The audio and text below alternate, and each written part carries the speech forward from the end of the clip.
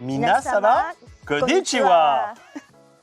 Tout simplement parce que le Japon est une grande puissance et un grand marché économique. Le Japon est en effet la 4e puissance mondiale, derrière les États-Unis, la Chine et l'Allemagne. Un point important pour comprendre le Japon, il n'a que très peu de ressources naturelles et dépend donc de l'extérieur pour se fournir en matières premières et en énergie. La diversification de son approvisionnement en énergie après le tsunami de 2011, en tenant compte du changement climatique et du respect de l'environnement, est un sujet majeur pour le Japon. Avec ce statut de grande nation, le Japon est un pays évidemment riche.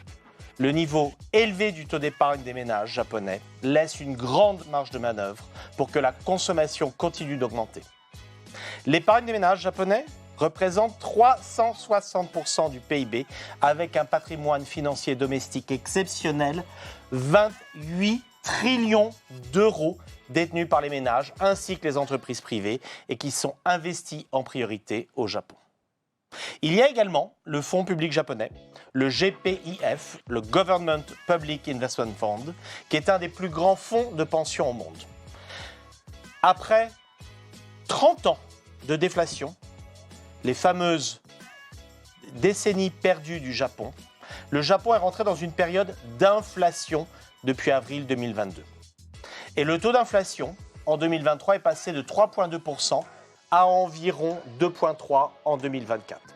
L'inflation n'est pas forcément l'ami du commerce, mais ici, dans le cas du Japon, reflète une bonne santé économique retrouvée du pays. Son secteur industriel, très diversifié, et la forte demande intérieure sont les principaux moteurs de la croissance du pays. Le gouvernement du nouveau Premier ministre Ishiba, qui est arrivé au pouvoir en octobre 2024, a par ailleurs approuvé, mi-décembre de l'année dernière, un plan de relance équivalent à 136 milliards d'euros, comprenant des rabais fiscaux, des aides aux subventions énergétiques pour conforter le pouvoir d'achat. Et à noter le grand dynamisme de l'industrie du tourisme, où en 10 ans, nous sommes passés de 17 millions à 37 millions d'arrivées de touristes étrangers au Japon. Mais cette attractivité s'explique aussi par l'affaiblissement du yen, qui a plongé face au dollar ces 3 dernières années, atteignant l'été dernier son plus bas niveau depuis 1986.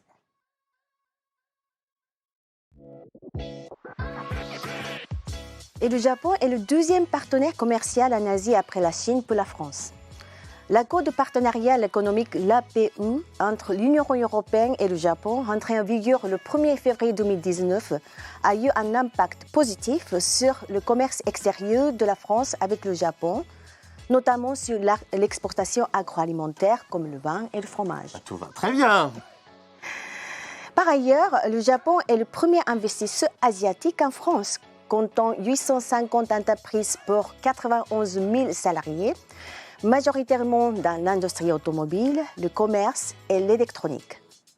Le groupe Crédit Agricole, notamment LCL, dispose d'agences dédiées à la clientèle d'entreprises et de particuliers japonais en France.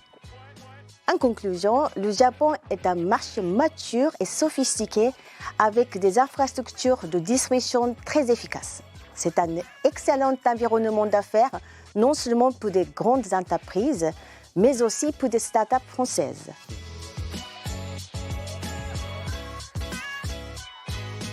Notre groupe est présent au Japon via Crédit Agricole CIB, qui a une clientèle de grandes entreprises, plutôt locales.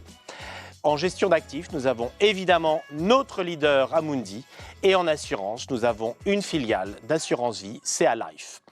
Ces 3 entités ensemble représentent à peu près 600 personnes au Japon. Nous avons une taille solide. Nous aidons le financement de l'économie réelle et des grands projets, surtout en relation avec la transition énergétique. La présence de longue date du groupe au Japon nous a permis d'établir des relations de confiance avec des entreprises japonaises majeures. Au Japon, culturellement, la confiance est basée sur le long terme et nous sommes heureux de travailler avec ces entreprises depuis 1946, qui a été l'année d'obtention de la licence bancaire de la Banque Indo-Suez au Japon. En complément, l'International Desk Japon basé à Tokyo a pour mission d'accompagner la clientèle des startups, PME et UTI du groupe Crédit Agricole pour tout développement au Japon. Nous nous appuyons sur le réseau du groupe ou des banques partenaires pour l'offre de services bancaires, ainsi que sur d'autres partenaires tels que Business France, Chambre de commerce internationale France-Japon et des cabinets juridiques, fiscaux et consulting pour le service non bancaire selon les besoins des clients. C'est un atout unique afin d'aider nos clients pour leur développement d'affaires au Japon. Nous vous attendons. Minasan, Nihonde, Oishimashou. Wouh